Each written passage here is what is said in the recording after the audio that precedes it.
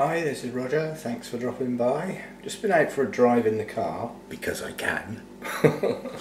And I was coming back across some back roads to an area that I love to walk on, the boggy area that I filmed last year, taking life and limb in hand. And as I was approaching it, the thoughts of sphagnum moss came into my head. And before I'd actually got to the place, on the side of the road was a boggy area that was a sea of green, and I thought, do you know, that's sphagnum right on the side of the road. So I stopped and got some without getting my feet wet as well. I was impressed.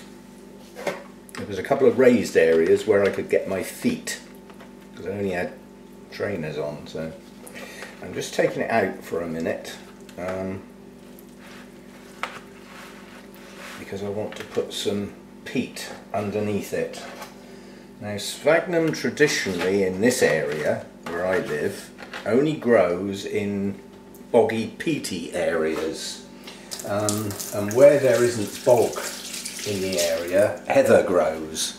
So that's obviously acidic soil. Well, it's certainly on the acidic side of neutral, let's put it that way. But this was growing in an area where there was more grass than heather. So this sphagnum has obviously either acclimatized itself or it's a different species. There are quite a lot of species of sphagnum, and I came to the conclusion as I was picking it up that the water didn't smell, so it wasn't stagnant. And as a consequence, I think that where this was growing was far less acidic than where I normally know it grows. So it might be a species that's more alkaline tolerant, I'll call it. But nonetheless, this is the peat that I had left over from when I repotted my Deesas. So I'm going to get my hands filthy now, aren't I? But basically I want to put a layer of this in the bottom of the tray. Now, this tray is waterproof. It holds water, so it's going out in the rain and it will fill up with water, and it can stay full. The sphagnum will grow in the water, that's not a problem, but I want something for it to get hold of while it takes off. That's my theory anyway. Now, the other moss that I'm growing outside that's growing incredibly well, I actually put a row of holes around the tray about halfway up, so that although the bottom of the tray stays wet, it doesn't flood, if you see what I mean. It doesn't fill right up to the top. Where, because this is true sphagnum, I actually want it to virtually be floating in water. That's how it grows.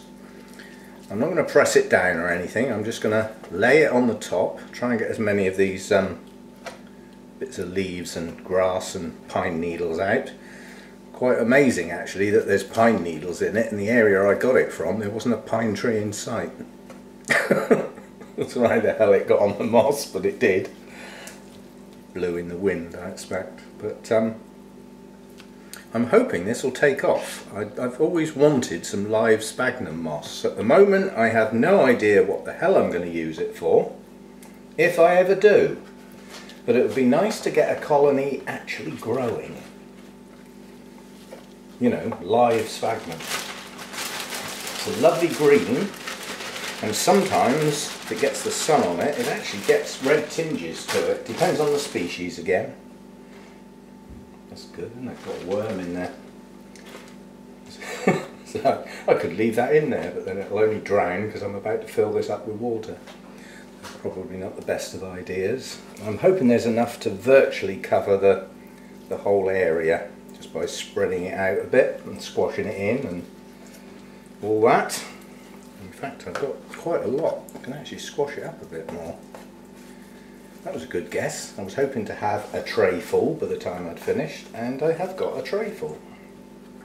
As I say, there's lots of bits of grass and stuff in here that don't matter. And that's how it naturally grows, with bits and pieces dropped on top of it.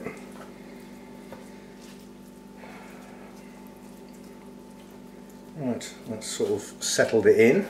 As I say, I'm not trying to plant it as such, it's just going to live in water basically.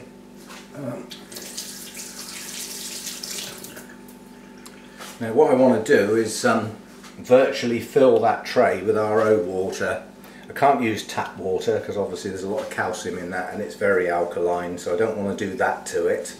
The fact that there's some peat in there, once the RO water mixes in, it will turn slightly acidic, and I obviously don't want to fill the tray up now because I need to carry it outside, and if I fill the tray up it's going to go all over my feet trying to carry it dead flat.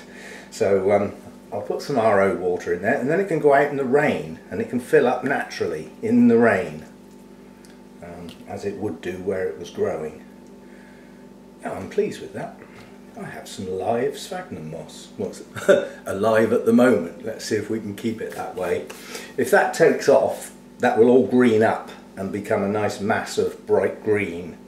And where it grows, it does grow in full sun, but it grows in water, so it's constantly wet, and they do actually go down quite deep, and it gradually builds up a mat in the water, and the green is on the surface of the water, so it forms like a mat to the extent that you can't see the water underneath, and therein lies the problem of going for a walk in an area that's got a lot of sphagnum moss. You don't know what's underneath it.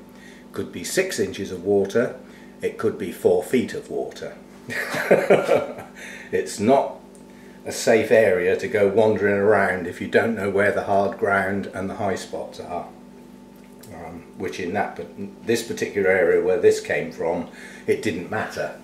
But in the other area where I was going to get some from, it's quite dangerous. You take a wrong step there and you're up past your waist, and you're in all the old roots of the sphagnum moss. It'll grab hold of you and keep you there. So if you ever go in that stuff, it's a hell of a job to get out again, unless you've got somebody to pull you or something to grab hold of and heave yourself out. But it's not that safe an area to go wandering around if you don't know what you're doing. Anyway, we have some live sphagnum. I'm pleased with that. Let's get that out in the rain and get it settled in. Good stuff.